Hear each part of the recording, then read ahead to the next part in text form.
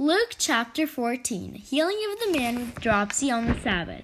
On a Sabbath, he went to dine at the home of one who was leading Pharisees, and the people there were observing him carefully. In front of them was a man suffering from dropsy. Jesus spoke to the scholars of the law and Pharisees in reply, asking, "Is it lawful to cure on the Sabbath or not?"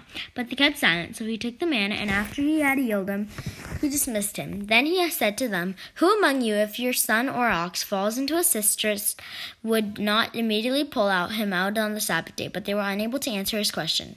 Conduct of invited guest and host. He told a parable to those who had been invited, noticing how they were choosing the places of honor at the table. When you are invited by someone to a wedding banquet, do not recline at a table in the place of honor, and a more distinguished guest than you may have been invited by him. And then the host who invited both of you may approach you and say, "Give your place to this man," and then you would proceed with embarrassment to take the lowest place. Rather, when you are invited, go and take the lowest place, so that when the host comes to you, he may say, "My friend, move up to a higher position." Then you will enjoy the esteem of your companions at the table. For everyone who exalts himself will be humbled, but the one who humbles himself will be exalted. Then he said to the host who invited him, "When you hold a lunch or a dinner, do not invite yourselves or your brothers or your relatives or your wealthy neighbors, in case they might invite you back and you might have repayment. Rather, when you hold a banquet, invite the poor, the crippled, the lame, the blind.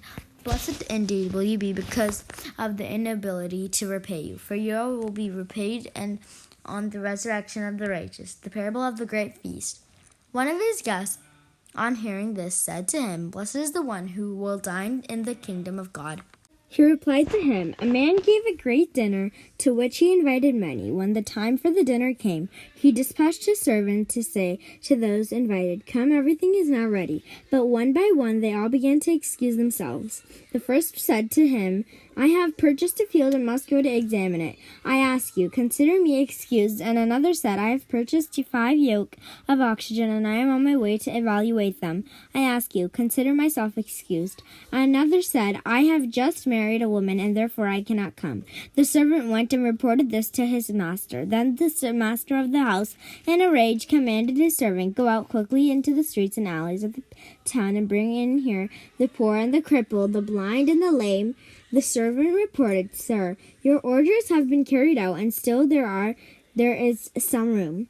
The master then ordered the servant, 'Go out to the highways and the hedgerows, and make people come in that my house may be filled. For I tell you, none of those men who are invited will taste my dinner,'" saying on discipleship. Great crowds were traveling with him, and he turned and addressed them.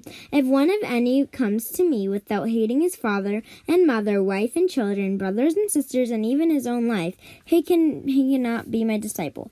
But whoever does not carry his own cross and come after me cannot be my disciple. Which of you, wishing to construct a tower, does not first sit down and calculate the cost to see if there is enough for its completion? Otherwise, after laying the foundation and finding himself unable to finish the work, the onlookers should laugh at him and say, 'This one began to build but not have the resources to finish.' Or what king marching into battle would not first sit down and decide whether the 10,000 troops he can successfully oppose, and that another king advancing upon him with 20,000 troops? But if not, while he was still far away, he will send a delegate to ask for peace terms. In this same way, every one of you who does not renounce all his possessions cannot be my disciple." The simile of salt is good,